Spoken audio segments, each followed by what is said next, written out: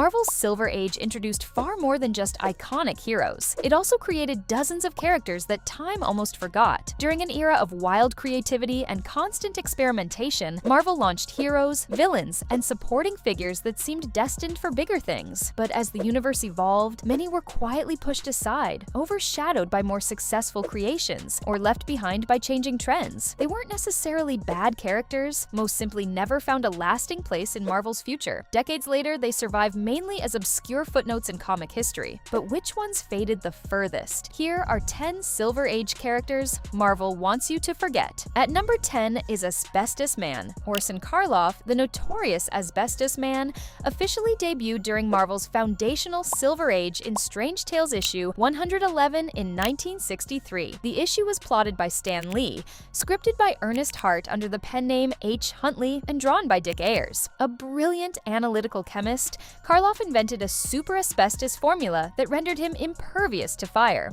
Marvel introduced him to fill a highly specific role as the ultimate scientific foil for the Human Torch, and at one point, he genuinely mattered to core continuity by famously defeating Johnny Storm. However, as the real-world medical horrors of mesothelioma and asbestos-related cancers became widely known in the 1970s, a villain wearing a suit made entirely of toxic carcinogens shifted from a clever threat to a massive PR liability. Marvel quietly retired him, leaving decades-long publication gaps. Aside from a dark comedy cameo in 2011's Fear Itself event, where it was revealed his suit gave him terminal cancer, he has been thoroughly scrubbed from the rogues gallery. Today, this character remains absent from active Marvel books, quietly slipping into obscurity. At number 9 is the original Hate-Monger, first terrifying readers in the pages of Fantastic Four, issue 21 back in 1963. The original Hate-Monger was birthed by the legendary creative team of Stan Lee and Jack Kirby. Armed with a high-tech hate ray, initially designed to turn the people of the fictional nation of San Gusto against one another, this sinister villain was ultimately unmasked to reveal the literal Adolf Hitler. While later retroactive continuity awkwardly tried to explain him away as a clone, the original intent was pure shock value.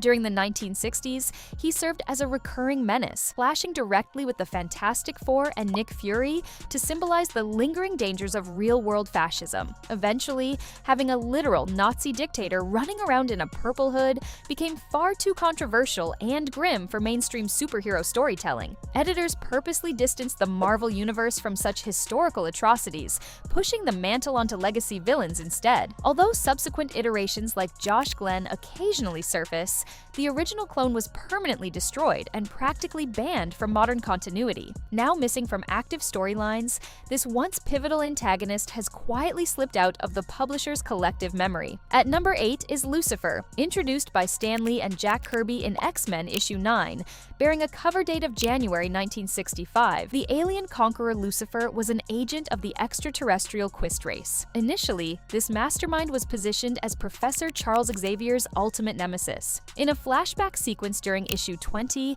he was revealed to be the specific villain who dropped a massive stone block onto Xavier, permanently paralyzing the telepath. However, as franchise lore expanded over subsequent decades, writers recognized that linking such a deeply personal tragedy to a generic invader lacked the necessary emotional weight. Consequently, heavyweights like Magneto and the Shadow King were retroactively established as the defining antagonists of Xavier's complicated past. This pivotal shift rendered the Quist Conqueror redundant. Outside of a bizarre return in the mid-2000s, where his consciousness possessed a series of random hosts, this once crucial antagonist has been abandoned. Stripped of his historical importance, Lucifer remains fully absent from modern comics, fading into utter obscurity as a forgotten historical footnote. If you think burying the guy who paralyzed Professor X is wild, wait until you see the sheer absurdity of the next 4 characters. From outclassed mob bosses to campy stage performers, these villains failed spectacularly to survive Marvel's shifting eras. At number 7 is the Matador.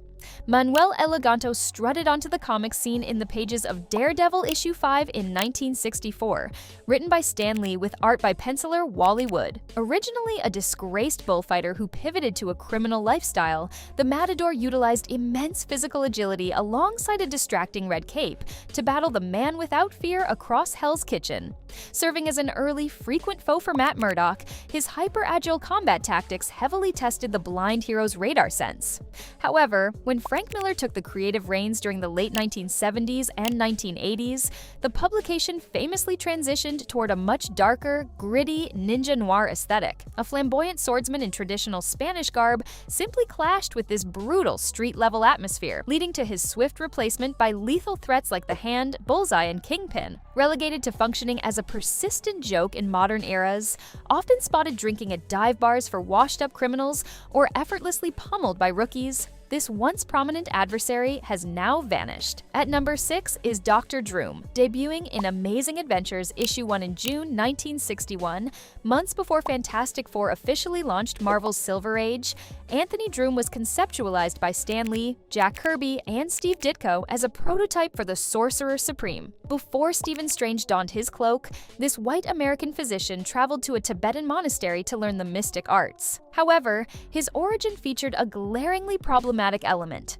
The llama explicitly altered Droom's physical features, transforming him to appear stereotypically Asian before passing down his magical mantle. Operating as a paranormal investigator, Droom battled monsters across a brief run. When Marvel revived him in the 1970s, executives realized his name sounded far too similar to their flagship villain, Dr. Doom, prompting a hasty rename to Dr. Druid. In subsequent decades, they quietly addressed the looming PR disaster by retroactively whitewashing his appearance in modern continuity. While not totally erased from history, the original Dr. Droom identity remains an embarrassing industry failure they prefer you ignore. At number 5 is Changeling. Making his initial appearance within X-Men issue 35 in 1967, the mutant shapeshifter known as Changeling was conceptualized by writer Roy Thomas and artist Werner Roth. Originally serving the villainous organization Factor 3, Kevin Sidney possessed the extraordinary ability to perfectly mimic anyone's physical form. Marvel positioned him for a monumental narrative purpose. He secretly impersonated Professor Charles Xavier to buy the ailing mentor vital time,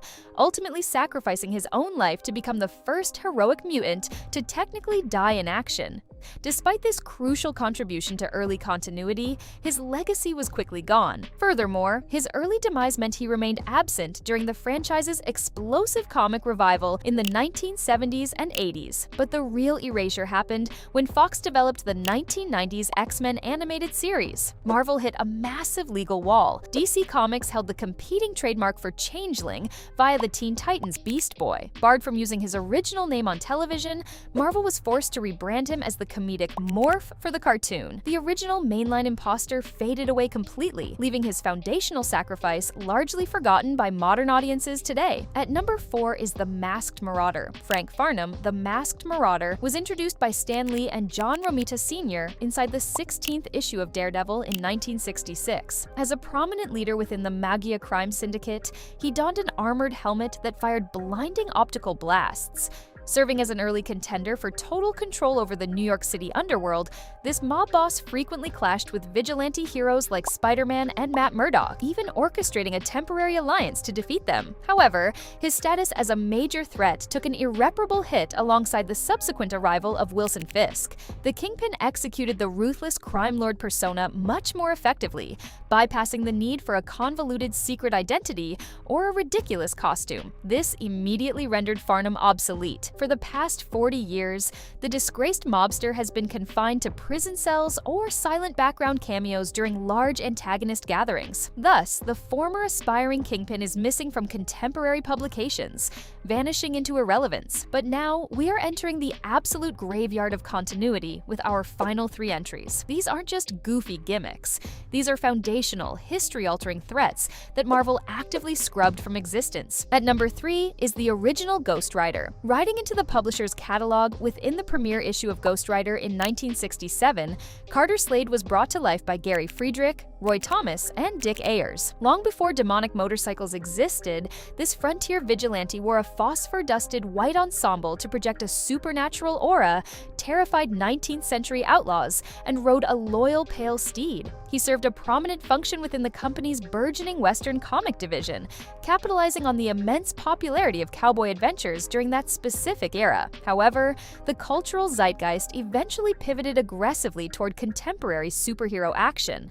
When the Flaming Skull Johnny Blaze usurped the moniker in 1972, the publisher hastily rebranded Slade as Knight Rider to circumvent confusion. However, editors quickly realized that specific name carried unintended, real-world Ku Klux Klan connotations. Panicking over the accidental PR nightmare, they quietly changed his title a second time to Phantom Rider. Because the traditional gunslinger genre evaporated from mainstream popularity, this glowing horseman was steadily phased out, now restricted strictly to sporadic ancestral flashbacks or appearing as a spectral guide for modern heroes, becoming entirely forgotten today. At number 2 is Half-Face. Appearing first within the 93rd installment of Tales of Suspense in 1967, Yenro was conceptualized by architect Stan Lee alongside illustrator Gene Colan. Suffering severe facial disfigurement following a catastrophic detonation, this brilliant communist engineer functioned as the mastermind who armed the formidable Titanium Man. Rooted deeply within the geopolitical friction of the Vietnam conflict and the Soviet arms race, Half-Face operated as a multifaceted foil during Tony Stark's earliest armored escapades. However, as the publisher evolved into more contemporary narratives, executives purposefully pivoted away from the jingoistic, propaganda-heavy arcs defining that specific era. Additionally, the scientist unfortunately embodied damaging racial caricatures, which the company actively sought to eliminate from their expanding mythos. Consequently, his personal narrative arc finished abruptly before the 70s even started. In modern retellings of the Golden Avengers' technological genesis, Ro's historical contributions have been wholly excised.